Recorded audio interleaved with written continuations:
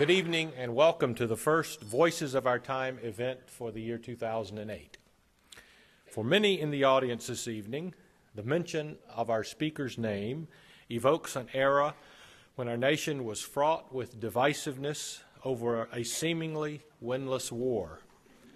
Roused by dissent in virtually every possible expression and experiencing social movements that changed the course of history.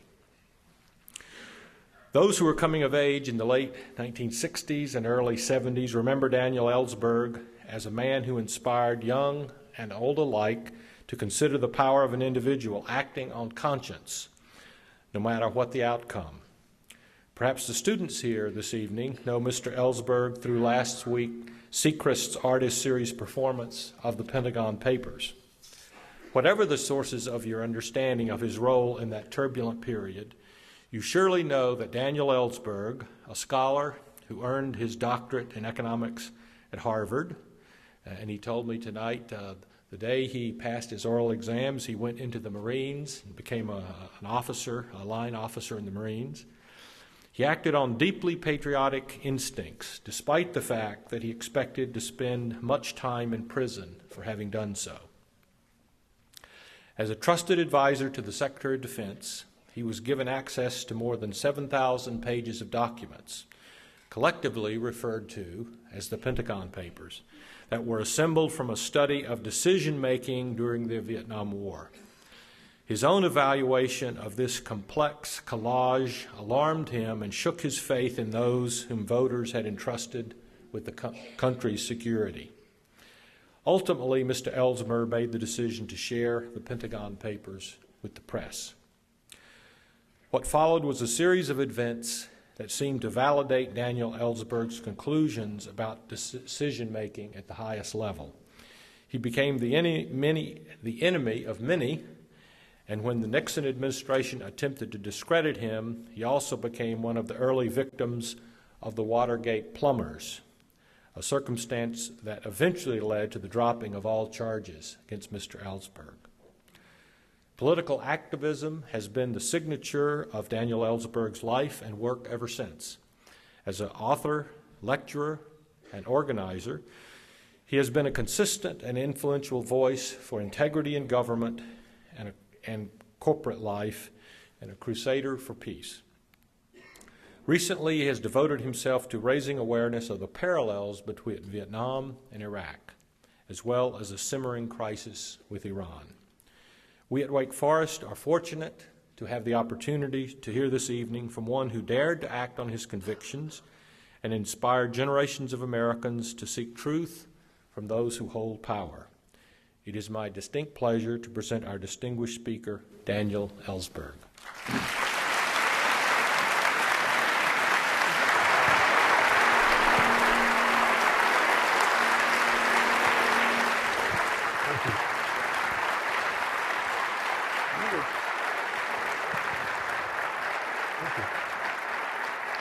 I wonder if it's possible to get the house lights turned up a little so I can see who I'm talking to.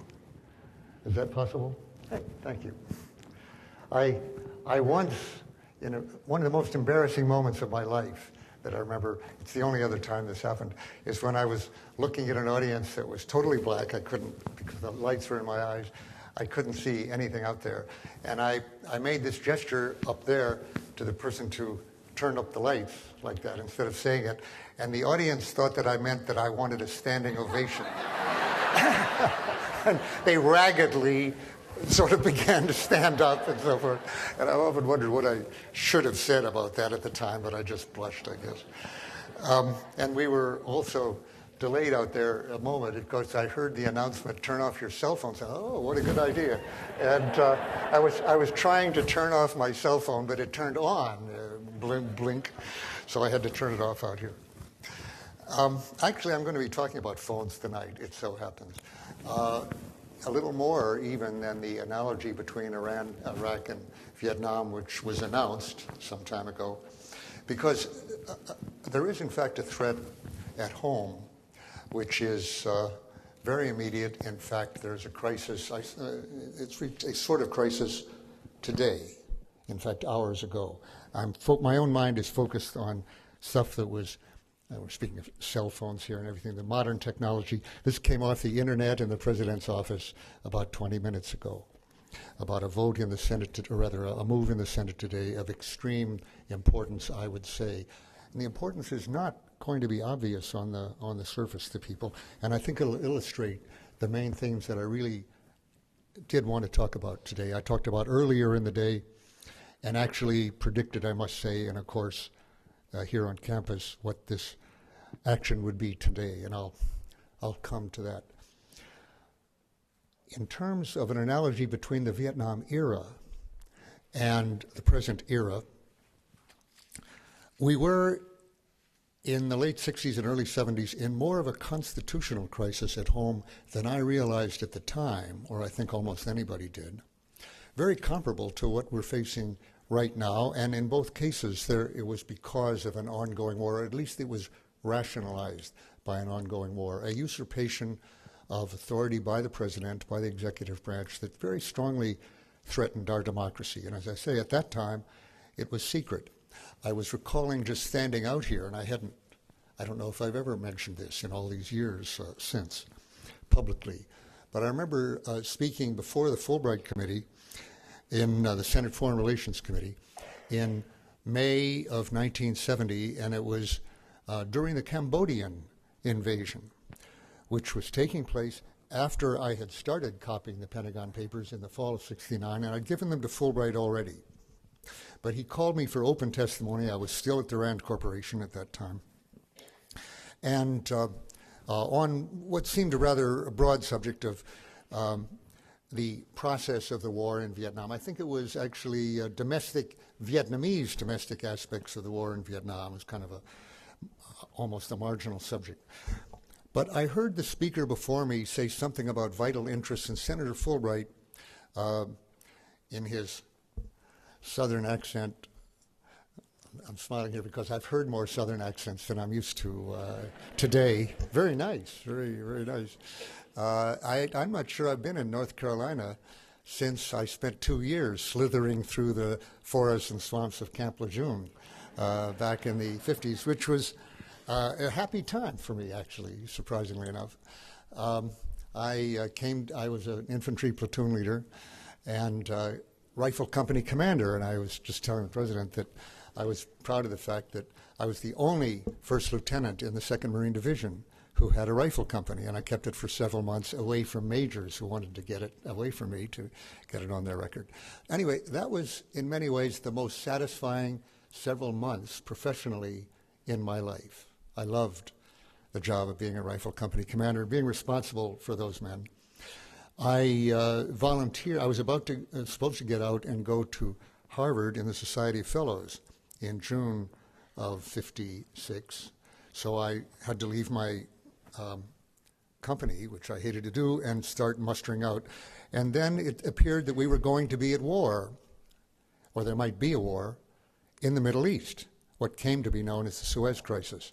And I couldn't stand the thought that my rifle company, and I'd also been the battalion assistant operations officer in charge of training, and I couldn't stand the thought that a company I'd commanded and a battalion that I'd trained might be in combat in what was forecast might be a Suez war without me there while I was back at Harvard. So I volunteered. I gave up my fellowship at that point and volunteered to stay in for an extra year, and did go to the Mediterranean in a Middle East, what turned out to be a Middle East war. And I won't go into that. We didn't know what actually happened.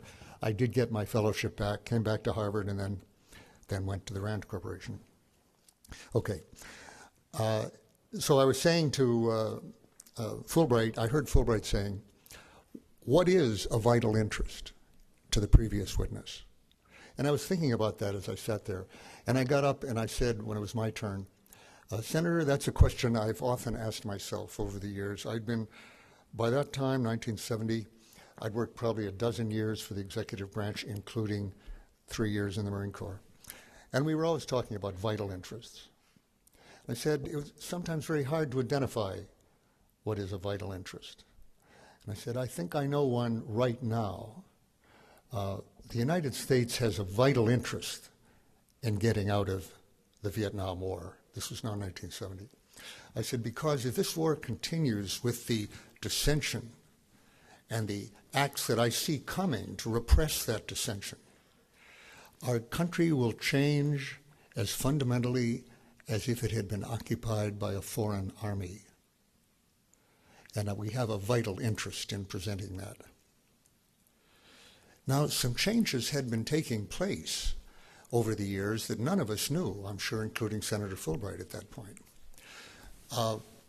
President Johnson, we now were under President Nixon, but President Johnson, under whom I'd gone to Vietnam in 65, 67, and following a year in which I worked on the escalation of the war in Vietnam in the Pentagon. Johnson had, in fact, by 67, looking at demonstrations and domestic threats of various kinds, and the weather underground hadn't occurred yet then. That happened under Nixon. But he was worried enough about demonstrations and dissent that he had unleashed not only the CIA against its charter and against law on for domestic intelligence, infiltrating groups, surveilling, writing reports, and doing provocative actions of various kinds, a thing called chaos, an appropriately named program, that was all illegal. CIA is not supposed to have domestic police functions or domestic operations in this country at all. He had also been using the National Security Agency, the NSA, to surveil Americans of all kinds across the board. Dissenters, of course, but not only dissenters, quite broadly. In short, let me leap ahead in time here, what we now know President Bush has been doing, and not only since 9/11, but since March of 2001, within 2 months of coming into office. It was even more illegal under Bush than under Johnson, more clearly illegal to do that, although it's unconstitutional in both cases. In the case of Lyndon Johnson, it was clearly a violation of the Fourth Amendment to the Constitution, which forbids warrantless surveillance, invasions of privacy, in effect, observation of our domestic lives, without a court order, without warrant. The key aspect of that being that the founders of our Constitution and of the Bill of Rights in particular wanted it to be clear that the president did not have king-like powers of finding out the private lives and investigating, interrogating, that's another amendment, interrogating, Fifth Amendment, investigating without at least a court, an independent branch of government, having a say, having a look at what that was, and judging whether there was probable cause to suspect, not just a mere possibility of suspicion, but reason to believe that this person was guilty of illegal behavior. Hadn't been proven yet, but a strong reason to believe, probable cause. And without a judge judging that, the executive branch, whoever, FBI, NSA, CIA, whoever, was not to have the power to find out our private communications. Now, of course, they didn't have cell phones at the time of the Bill of Rights or internet, in fact. But the Supreme Court had ruled that this Fourth Amendment did apply to telephonic and other communications. It's part, that it was part, in other words, of avoiding the kind of warrantless or general warrant searches that the British soldiers had routinely made of people they suspected of possible independence tendencies, and which was one of the great oppressions that was listed in the Declaration of Independence, and one of the things we fought a revolution to prevent. Okay, so Johnson had been doing this. By the time I spoke, he'd been doing it. He had done it from 67, and Nixon, of course, had continued it. So Nixon was doing it at the time of 70, which none of us knew at that point. Now, one way it did become known, it so happens, was that it was found that in the course of my trial, I had been subject to warrantless wiretaps by the FBI, it so happens. That came out right near the end of my trial, and not by coincidence that it was near the end. It was a factor in ending my trial. But it happened to come out after I'd been indicted for 2 years, and my lawyers had often asked the judge and asked for him to order, had I been subject to electronic overhearing? And the answer had always come back from the FBI, no, hasn't been overheard. Neither have we bugged him, nor tapped him, nor overheard him on somebody else's tap. That was false every time they said that.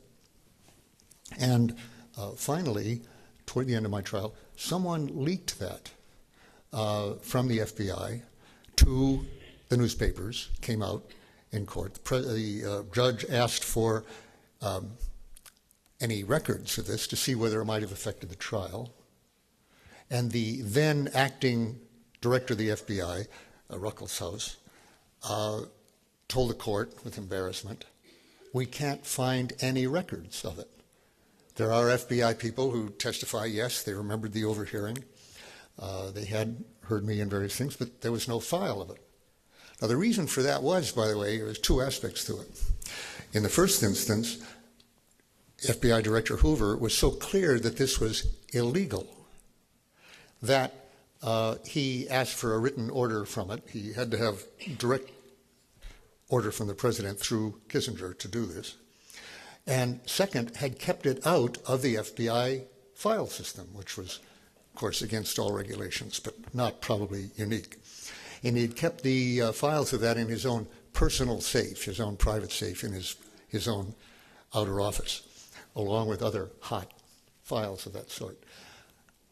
As soon as my trial started, it turned out, an assistant attorney general had realized that my lawyers would be asking about this subject, and thus Hoover had in his possession files with which he could blackmail the White House, showing that he had been directed to take illegal action against the Fourth Amendment. And that gave Hoover a kind of power that they preferred him not to have more of.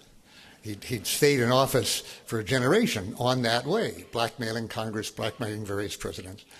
And so they suggested that they steal the files from Hoover, and this was passed on. And Hoover's number two, Sullivan, then had stolen the files, we learned later, stolen the files from his safe.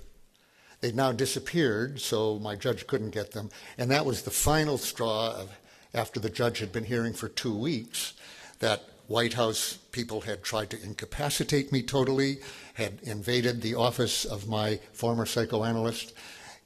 Why? Wasn't clear then, but I've talked to the person in charge of that now, Egil Krogh, who informed me. They went into my analyst's office to get data that would, not to put it out and discredit me, as is usually reported.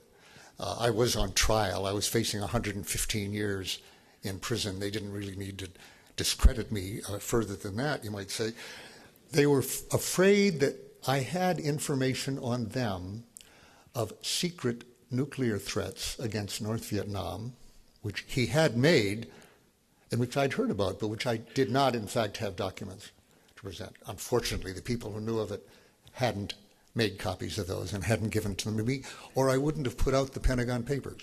I would have just put those out on Nixon. I wouldn't have bothered with history that dealt with Johnson and his predecessors. But Nixon was very reasonable, not paranoid, to believe that I might have had those. After all, people who had access to those threats and to plans for escalation, which he did carry out, the mining of Haiphong Harbor, going into Laos and Cambodia, escalations that did occur. People who knew of those did, in fact, resign from the White House over Cambodia. The very week I'm talking about when I talked to Fulbright. They were so appalled at that escalation of the war. Unfortunately, they did it silently. There was no press conference. They hoped the press would come to them and ask, and they had agreed that if asked, they would tell why they'd left. No press came and interviewed them, though it was known they'd resigned. And they didn't put anything out. So, and I hadn't learned of what they had. But Nixon had reason to fear they had given me documents on those secret and threats and plans for escalation, including the possible use of nuclear weapons. So he had to silence me. I think almost any president in that position, and he was not the only one to be in that position of making such threats, would have taken steps, illegal steps, to silence whoever it was who might disclose that, who might show it up. And in what he did then was to hire ex-FBI, ex-CIA officials, Liddy and Hunt, and use their CIA assets from the Bay of Pigs, CIA former agents, to go into my analyst's office to get information with which to blackmail me into silence, not to reveal, but to threaten to reveal, if I came out with these documents. And they didn't find what would do anything that would do that job. Later, the same people were brought to, when they felt I was about to reveal such documents, it's a longer story than I want to go into at this moment, but they had reason to believe I was giving out what I had through Senator Gravel, among others. And so they sent people up from Miami, the same crew, to incapacitate me totally, quote. And I asked their prosecutor later, they were being prosecuted because they had been caught in the Watergate a few weeks later. And I said, what does that mean? Kill me? He said, the words were to incapacitate you totally. But you have to understand, these guys, the CIA guys, never used the word kill.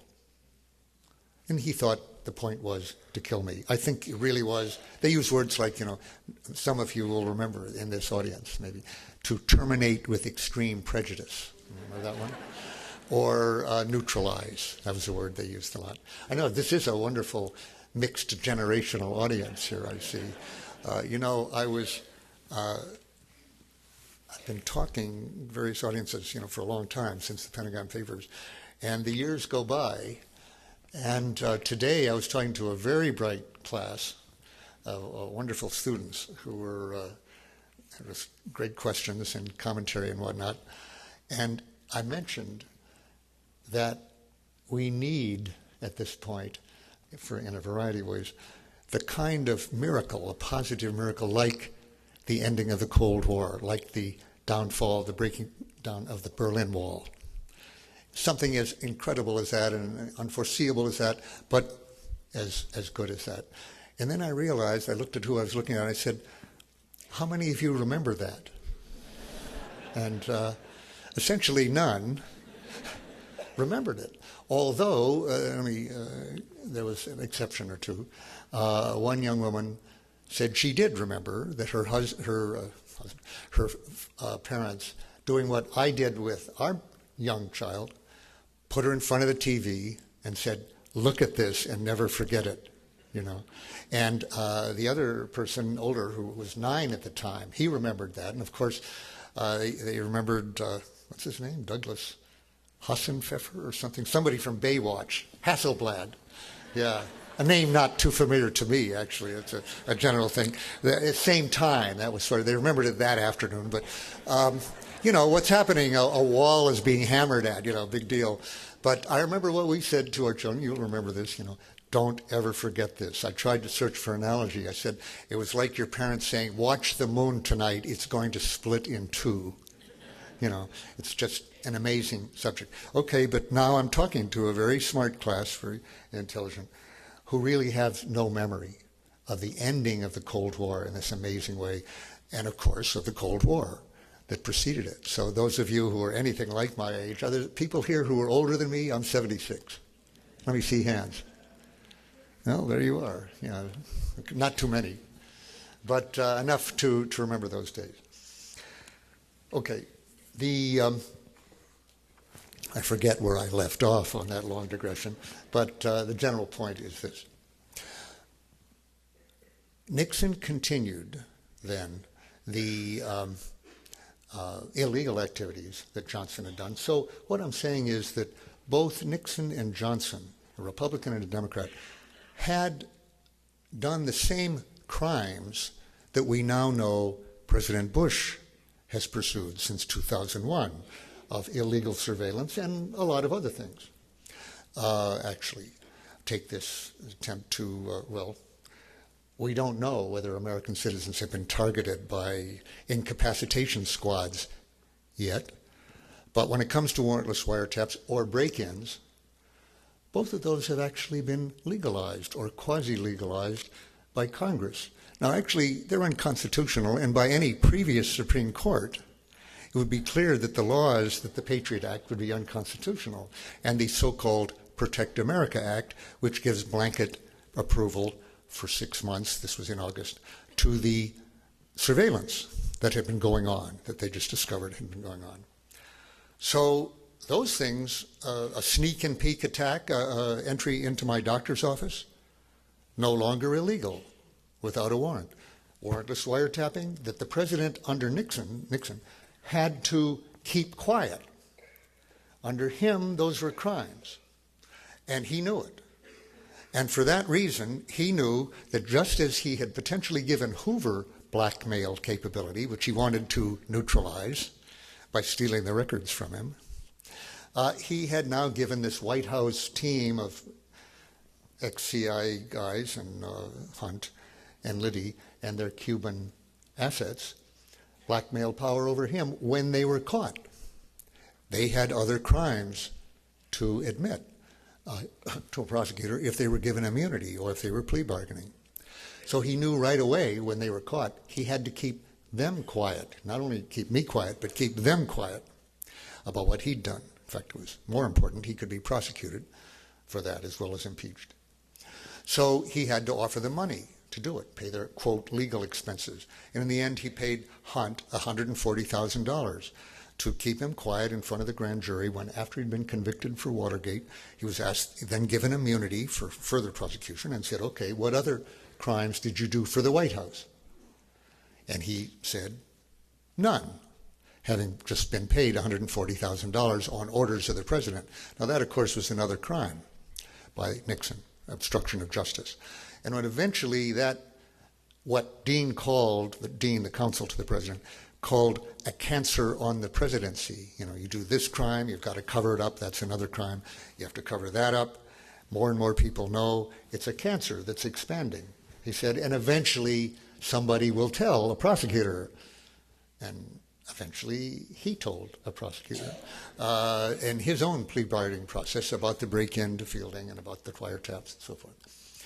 So that was at the end of my trial, and that ultimately led to the dismissal of my charges. But more importantly, it figured in the impeachment proceedings against Nixon. Actually, Nixon, very few people know this, even at the time, or historians, have really noticed that the things that characterize Watergate in people's minds, the break-in to the Watergate, the dirty tricks, the campaign contributions and all that, none of that was actually ever traced to Nixon himself. He undoubtedly knew of it all, undoubtedly ordered it all, but never pinned it on him. Mitchell did not admit who he got his orders from. Haldeman and Dean kept their mouths shut. What Nixon was legally, criminally culpable for, I meant to say convictable for, was mainly what he did against me. Just happened. There was enough witnesses to that and enough proof that that came out of the Oval Office that put him in trouble. And now Nixon, of course, did this, and I'm sure in his own mind, in feeling that what he was doing was not criminal. He knew that other people, like prosecutors that he didn't control, might regard it as criminal, which was a problem, but I'm sure he did not regard it as illegal for the reason he gave to David Frost later, which some of you will remember when he looked at the camera and said, actually it had to do with the Fielding break-in, the break-in to my analyst's office. And he said, explained to Frost, when the president does it, it's not illegal. Aren't there people here who remember that broadcast? Let me see hands. Yeah, okay. It's like the Berlin Wall of broadcast or something. But he didn't say that as president. He didn't try to argue that what he had been doing was, after all, legal on the grounds that he undoubtedly believed in his heart, which was, but didn't try to sell while he was president, that the president is beyond the law, that the president can do whatever he wants. It's legal because he does it, because he thinks it's necessary, and is not constrained by legislation, by the Constitution, by international law, by courts, by Congress, by anything. He's a law unto himself. Now, Nixon didn't invent that philosophy, but he didn't try to pursue it even in his own defense while he was president. He got himself a pardon. Obviously, it's increasingly clear that he named Ford as his replacement on the understanding that Ford would pardon him, which, by the way, is a crime in itself, which was a little embarrassing to Ford and which he denied forever. But I'm saying that's the most reasonable interpretation of what Ford did in that case. And a major reason why Ford couldn't get reelected, actually. But as I say, it was not on the grounds. What he did, by the way, was pardon him for any crimes he might have committed without knowing what they were at that point, a blanket pardon.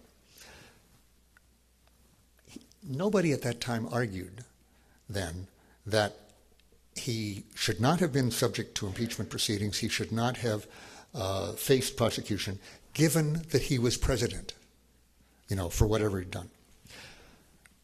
Some people did infer that, did believe that at the time. It turns out that Richard Cheney, who worked in the White House at that period, under Nixon and then under Ford, and then was, I believe, Ford's Secretary of Defense. But he was in the White House, I think he was the Chief of Staff. Maybe the Secretary of Defense was later, I guess, under the first Bush. But he was Chief of Staff for the White House. It's clear now, though not to me as a voter in 2000, I didn't vote for him, but I was not aware. What is now clear from a lot of biographies of Cheney, and there's a book called, I believe, Takeover by Charlie Savage of the Boston Globe, which is very good on this, that Cheney watched this Watergate process at that time, we're talking 72, 73 now, with the belief that Nixon should not have been regarded as potentially indictable for any of these things. He had a right to do them because he was president. There was a war on, he was commander-in-chief, and that he certainly should not have faced impeachment, he should not have been impeached if it had come to that, and so forth. Cheney was not alone in this, undoubtedly. When Cheney went to the Congress, he took these attitudes with him, executive branch attitudes, which were not so different from what I held, or most people held in the executive branch. We thought the president makes foreign policy, the president makes defense policy. What if I'd been asked at that time, when I was in the Pentagon, the State Department, if the president does it in his own belief that it's for the national interest, national security, it's not illegal. I don't know what I would have said, but I wouldn't clearly have rejected that. It's a widespread executive belief. But it wasn't held in Congress at that time, and it wasn't held in the courts. And Nixon was drummed out of office, basically, for acting on that. Cheney, as vice president, it turns out, came into that office with an agenda that went back over 30 years. And the agenda, as he puts it, was to restore the power of the presidency. But by that, he didn't mean restore it to what it was before Bill Clinton or something. He meant restore it to something that would have kept Nixon out of any trouble, given that he did what he did, because the president does, in fact, have the right to do whatever he thinks necessary, without any court, without any appeal, without anything. That's his philosophy, and it's not only Cheney. He had it in Congress, a legal aide, David Addington, who, by the way, drafted for him an objection to the Iran-Contra report when Cheney was in Congress, the majority being very critical, to say the least, of Reagan and Bush. Then Bush, the older Bush, was vice president. And the majority report written by Cheney said they hadn't done anything wrong in giving arms covertly to what they called a terrorist state, which they were not supposed to deal with, Iran, in order to get money to circumvent Congress's denial of funds for any covert operations in Nicaragua. In other words, they gave arms to terrorists, as they saw it, to get money to arm terrorists in Nicaragua against the will of Congress, which is supposed to be in charge of all the funds, of all the appropriation. And they got some of the other money from friends in Saudi Arabia and Bahrain and elsewhere. And as Cheney saw it in the report, that should all have been regarded as illegal because the president thought it was necessary. Well, that's a while ago.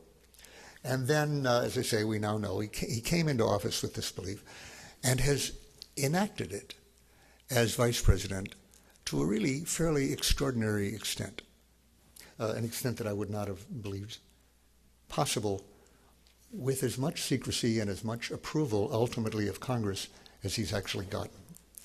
Now, let's bring it right up to what's going on now. A very specific question, and I've been talking about cell phones and warrantless wiretaps, is this matter of warrantless surveillance. Surveillance in two respects. Purely at the instigation of the executive, intrusive, investigative, and broad. Now, I had in the government a dozen clearances higher than top secret.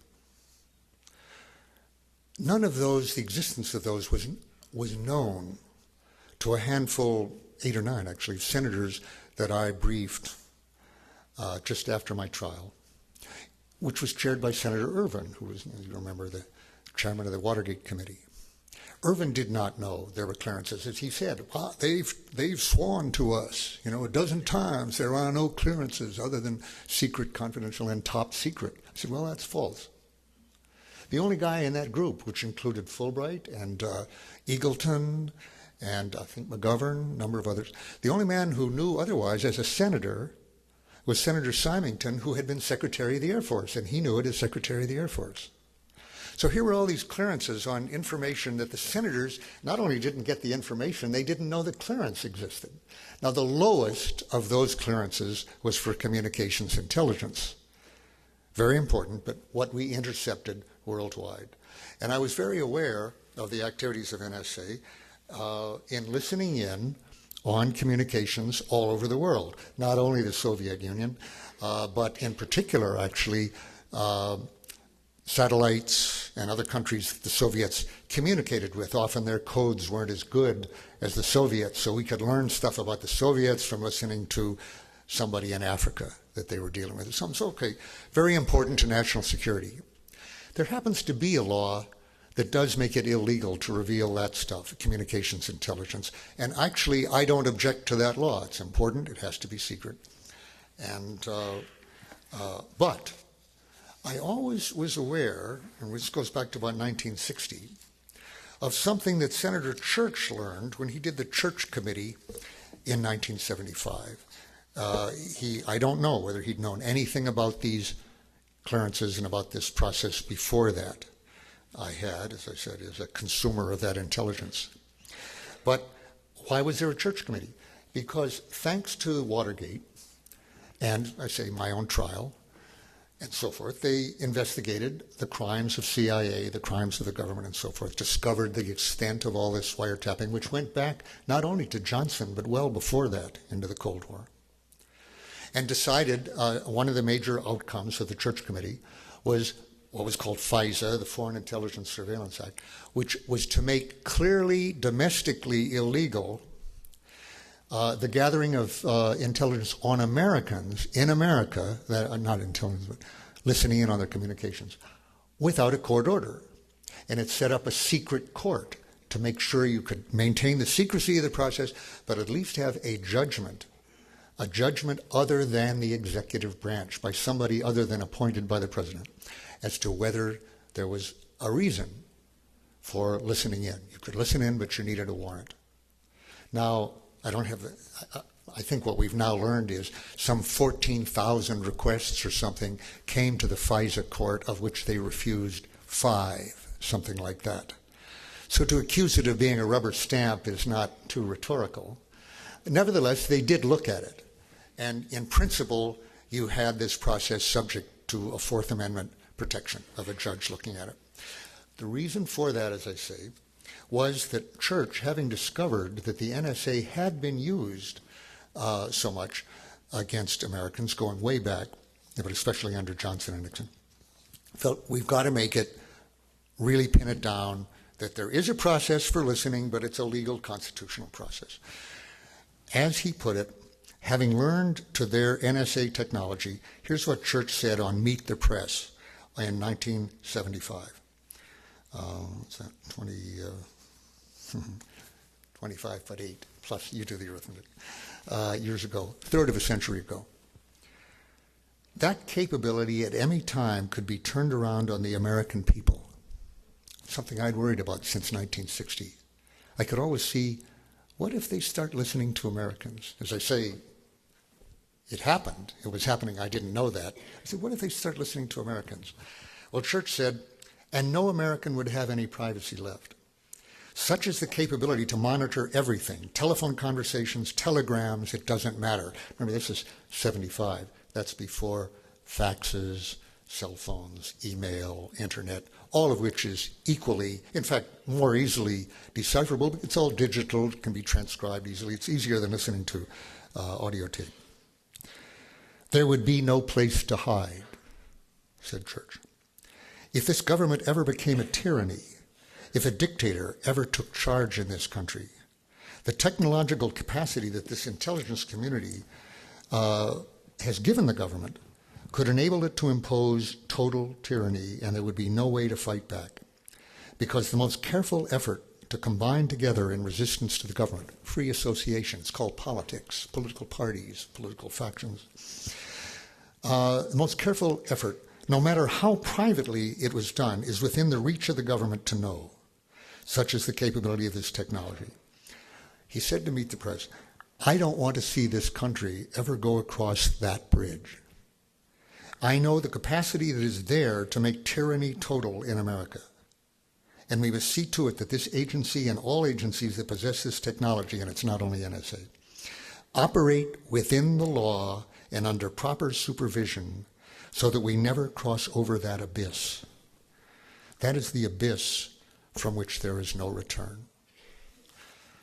Now, I remember back in 2004, I was feeling 3 years ago, if there's another 9/11, this country is going to change drastically. The president will get every capability he wants, and I believe he wants total surveillance. They'd already indicated, they wanted the total information program tips or something, have all your meter repairmen and your police, firemen, everybody who comes around the neighborhood a lot to be sending in information, neighbors to be reporting, babysitters to be reporting what they see. That was the brainchild of, what's his name, Admiral Poindexter, and who anyway, had a career in Iran-Contra. And that had been supposedly stopped by Congress. And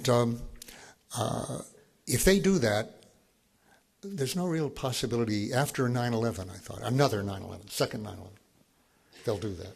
People will want security. They'll say, we need to hear everything. And people will give it to them. There'll be no resistance to it. I didn't know that had been happening. Not only since 9/11, that was when it was finally discovered. The president said, well, after 9/11, very urgent, we did start listening. And the NSA director, Hayden, said, yes, I took it on myself. I couldn't have forgiven myself if I hadn't done this. Why was it an issue? Because it was illegal and unconstitutional and against FISA. To do this without warrants and on a mass basis, sucking everything up. Turns out that was a lie, too, because they'd started in March. Well, 7 months before 9/11. Why exactly, I don't know, but except that they thought that was the way things should be. And we didn't learn of it. The Times learned of it, New York Times, learned by leaks in October of 2004, a month before the election. But the White House asked them not to put it out. It would endanger national security. So they didn't. And not for another year did they reveal that story in December 2005. And they did it then because their reporter, James Risen, was about to publish a book within weeks that would reveal it all and reveal that the Times had been sitting on it all this time. So they put it out. They got over their qualms, the White House concerns about national security, and they did reveal it. So then there were some hearings at which Gonzales, then Attorney General, absolutely refused to tell them what the NSA was actually doing. He said there's a very narrow program where we're listening to Al-Qaeda people talking to Americans. Well, who can object to that? But is that all they were doing? And why did they need to do that without a warrant? The warrant court would issue that very easily. They didn't explain why they had bypassed FISA in clear contradiction to the law, violation, and the Constitution. They never have explained that. The obvious reason would seem to be two things. That they were doing it on a mass basis, as their number of leaks have indicated, sucking up everything, what church feared. And they were doing it without any court intervention, whatever, choosing to do it because it was so clearly illegal and could not be justified in terms of national security. And a number of NSA people were so worried about it that it was not necessary, not justifiable, and was criminal, that they did leak to no effect. The program just went on. And I'm sorry, I'm going to have to go a little longer than I planned because I have to finish this thought.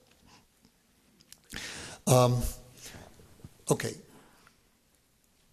Last August, then, Congress, never having found out what NSA is actually doing, anyway, passed a law that in effect legalized it. Now, you can't change the Constitution, the Fourth Amendment, by passing a law. Other Supreme Courts would have found that unconstitutional, clearly, and whether this one would or not. And if they don't find it unconstitutional, it's because they have a different view of the way the way the country should be run, this Supreme Court. But it hasn't been tested. As far as Congress was concerned, though, they legalized it, but only for 6 months. Why did they do it at all? Because they were leaving on vacation, and the Democratic majority under Pelosi, the House, pushed that through, lest something happen while they were on vacation in August, and the president would say, without necessarily the scrap of basis or evidence, that they were the fault, that the Americans had died because they hadn't let NSA do this. Now, the chance that NSA would have stopped doing it because they didn't have a law is zero, so, that wouldn't be, that they would have just done it the way they've been doing it for 7 years already.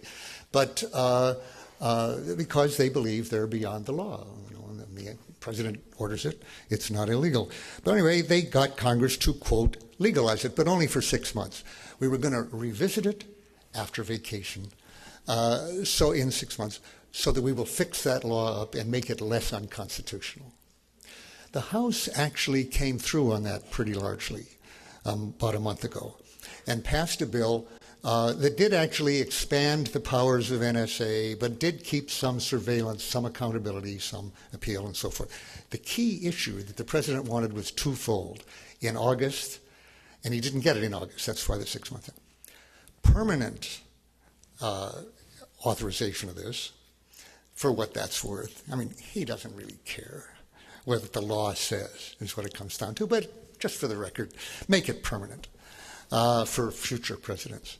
And second, give immunity from civil suit to the telephone companies for whatever it was they had been doing for the last 6 years, which was clearly illegal.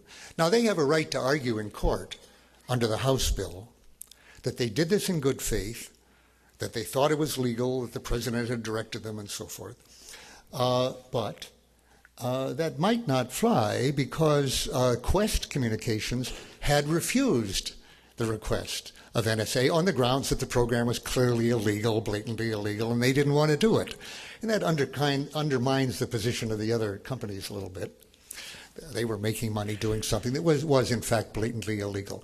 So the president has been, now my time is up pretty much, but I just want to finish this point, bring it up to tonight. The president has, and Cheney in particular, has lobbied for this immunity for really two reasons. They want the full cooperation of the telephone companies in this unconstitutional, illegal program of surveillance, as they've had, except for Quest, for the last 7 years now. And they don't want them to be worried about being sued about it. That's one thing. Two, the only way of finding out what the NSA and the telephone companies have been collecting all this stuff and giving it to NSA. The only way of finding out what they're collecting, which has been leaked, is everything. But the only way of determining that, for sure, is in these civil suits that people have been bringing to find out, who they were listening to and why. Give them immunity from civil suit, it means the telephone companies are beyond the reach of courts and of the law and of recourse, just like the executive branch, just like NSA itself.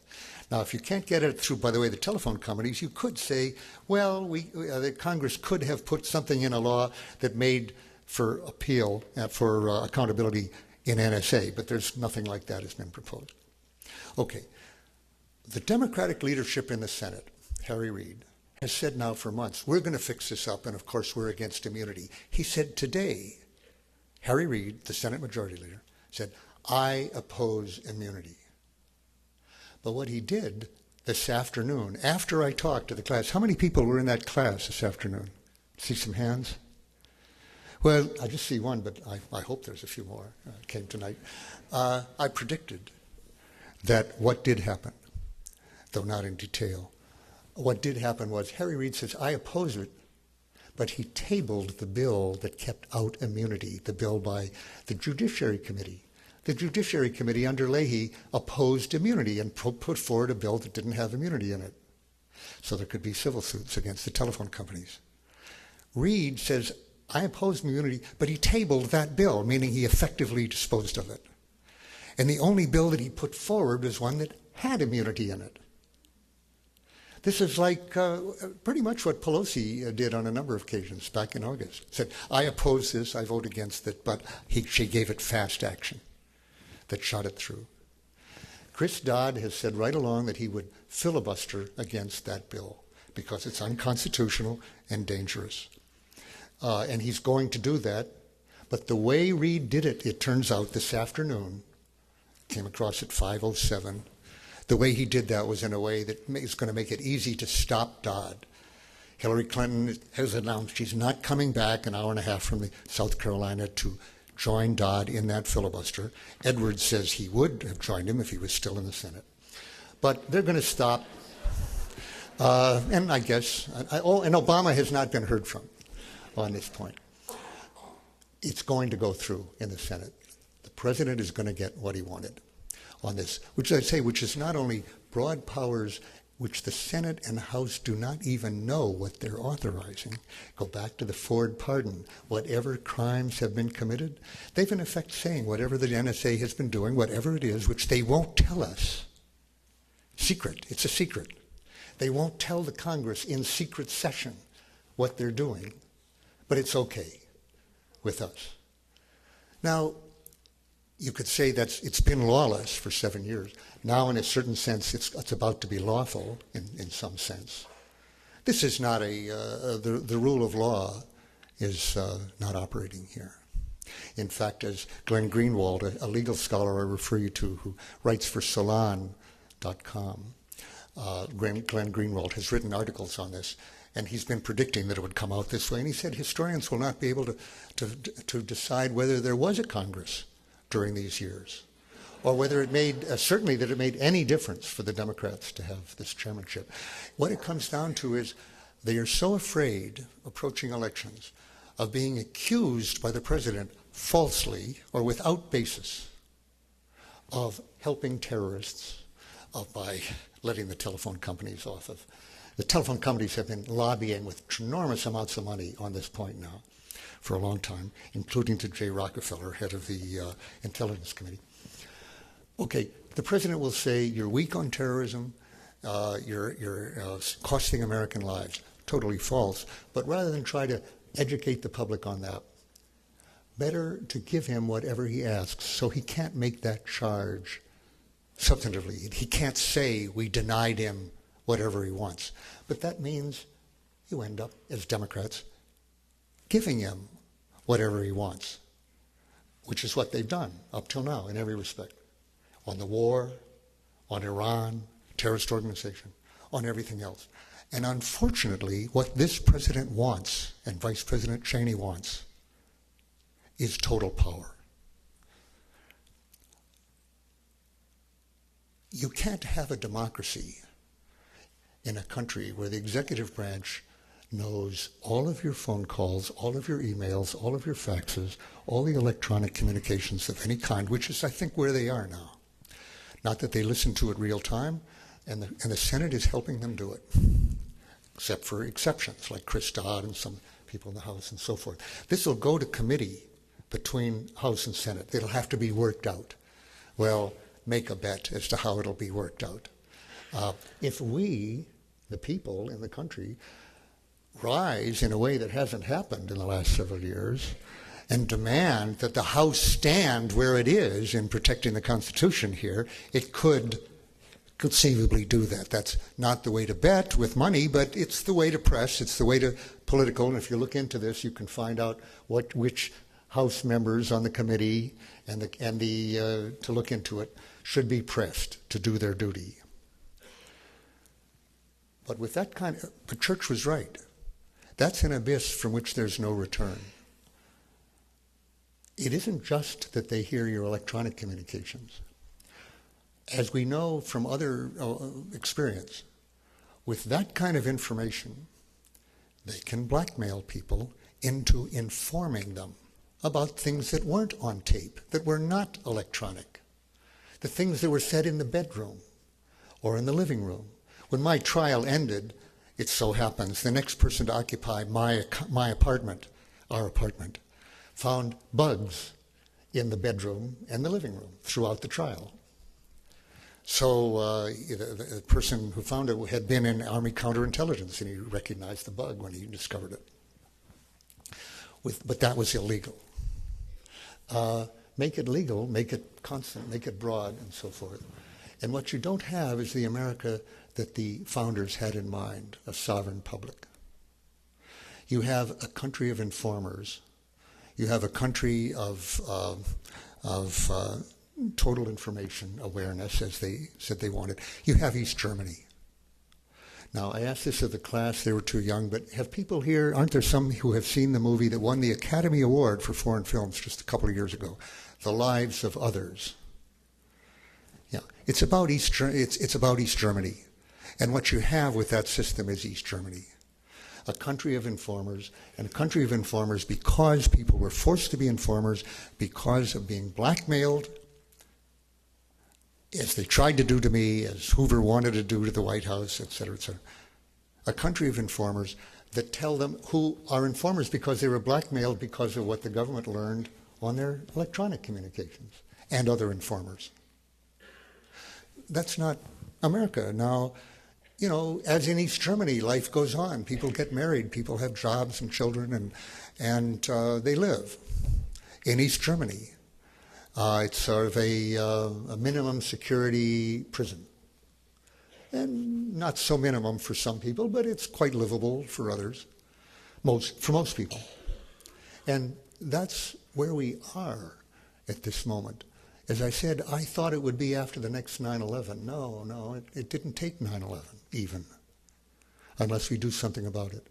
I'll end with this thought. How could we learn enough to change this?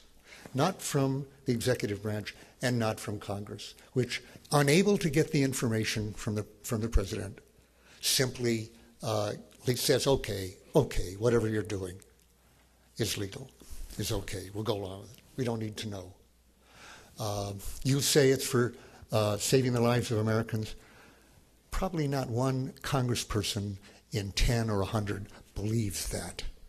But they'll act as if they did, rather than be accused, be called names by the president. So what we need, we come back to the title of the talk in a way, not just because of Iraq, but because of our need to remain a democracy. And I want that not just because it's an idea and a tradition, but because I've come to learn that the founders were right the first time on that Bill of Rights. They had it right on the need to protect free speech and free association so as to hold the government accountable for its wrongdoing. You needed checks and balances. Yes, it doesn't make for perfect efficiency, the kind you have in a dictatorship, the kind that launches great wars of aggression. It turns out that democracies, quote, can launch wars of aggression. We just did in Iraq. But what helps that a lot is the kind of secrecy that dictators dreamed of and couldn't always get. Well, actually, they could be very secret. I take that back. But they didn't have the kind of surveillance that presidents now have, which gives you effectively, will give you a kind of dictatorship. I think we now have a king. It's not just a possibility. It's not just an idea in George Bush's head. With the complicity of Congress, both parties, we have monarchical government, or dictatorial government, or is it as bad as it could be? No. It's not as bad as it's been in other countries. It's not as bad as it's going to be under another 9/11, or if the war goes to Iran. It can get a lot worse. And I don't think it's irretrievable. Take the issue that I just said, for instance. The Senate is just facing this process by Chris Dodd. He is going to filibuster. He's going to do what he can to stop this, with perhaps a few others helping him. That will be almost surely overturned by closure, in which Democrats vote to stop the filibuster. And then they have to, so it'll be next week before the Senate decides this, and then it'll be a while more before the committee, they go to the two things together. This could still be stopped by the House, actually, at this point, by public pressure on the House to stand up on this. And the reason to stand up is, I say, it was worth fighting for a democracy over 200 years ago, and it's worth struggling for it and fighting for it right now. And I don't think that's going to happen without more leaks of the kind that did reveal the NSA program, even though they didn't stop the program. But people did leak. They did put the word out, risking their careers, and I'll end on one positive note. You haven't heard too many from me, I admit.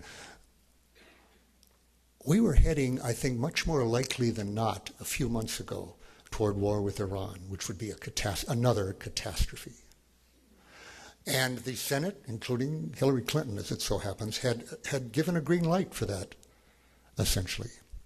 The other candidates chided her for that vote, calling the Revolutionary Guard a terrorist organization, which is virtually a Tonkin Gulf resolution to this president, giving him delegation. I think that was the way to bet.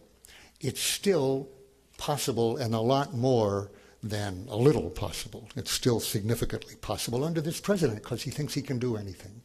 And he wants to attack Iran. That's a whole other story, but let me just assert that as my judgment, not only mine.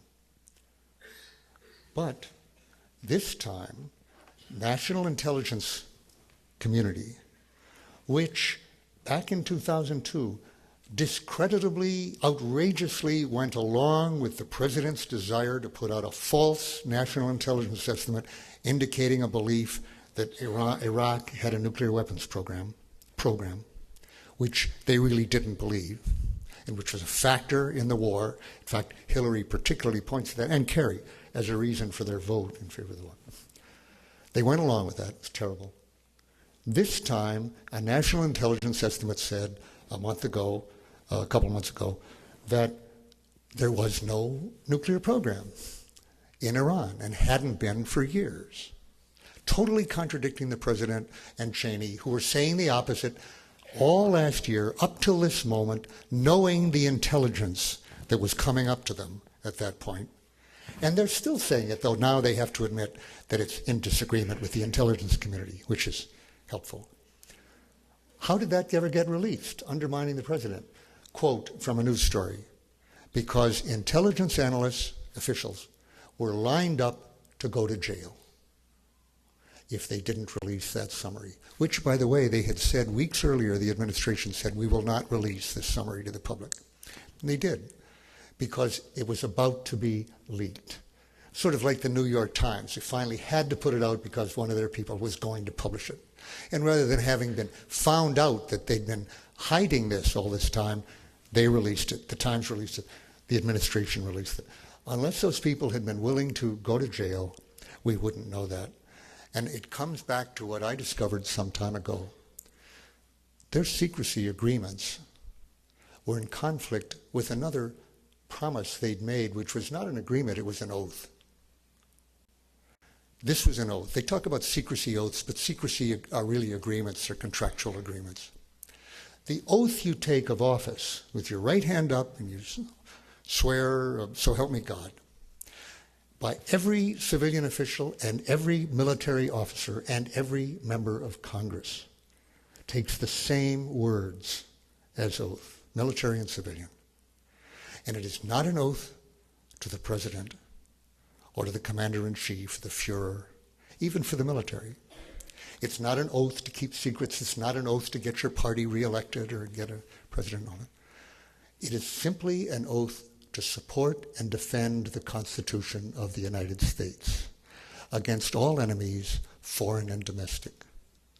And it took me a long time to realize that I had been violating that oath for years when I did not put out the information I had that Congress was being manipulated into a war, in fact was being lied to, and take their function usurped, which is to decide on war and peace, which is given only to Congress in Article 1, Section 8 of the Constitution. As far as I know, the only constitution in the world that I know of that gives the legislature, the parliament, that sole power. A fantastic invention in the world, a very, very good one, which we've pretty much discarded over the last years, since Harry Truman, I have to say, in Korea, but ever since that, though some lip service is paid to it.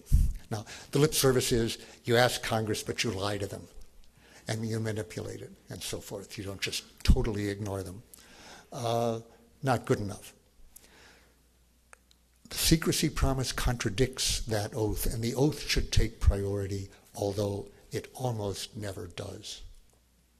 And what these national intelligence officers did was they obeyed their oath, finally. They revealed the truth, or they threatened to reveal the truth, and the truth got out. And that reduced the likelihood of an aggressive war, a new crime of aggression, not to zero, but to something that maybe we can reduce still further if we work at it over the next year. Keeping our democracy, avoiding a new war like that, was worth the lives and sacred honor and fortunes of the founders of this country. It's worth my life and my freedom and my secrecy, my sacred honor to the end of my life. I'm not officially bound by that oath, but I certainly intend to live by it for the rest of my life. And I admire and thank the people in the government who have, at last, stood up to that and obeyed that. And let's work with them and try to keep our democracy. Thank you.